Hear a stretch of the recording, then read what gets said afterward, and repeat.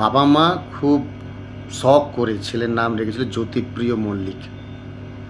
খুব প্রিয় ছেলে, খুব ভালো ছেলে। আস্তে আস্তে ছেলেটা হলো রাজ্যের রেশন মন্ত্রী।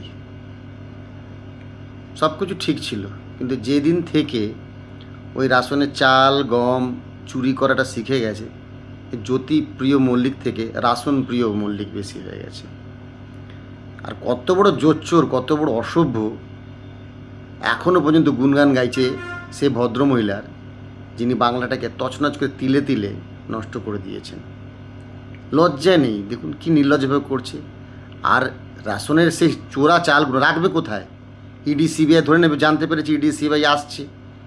ইডি আর সিবিআইয়ের ভয়ে কী করেছে, কিছু ভালো চালের জায়গায় রাশনের চাল খেয়ে নিয়েছে। আর রাশনের চাল খেয়ে কী যে উল্টোপাল্টা বকছে, সেটা আপনারা দেখুন আর আপনারা বলুন। কি বলবো বলুন? রাশনের চাল হজম হয়নি, দেখুন কি বলছে, ভালো করে শুনবেন, কমেন্ট করবেন।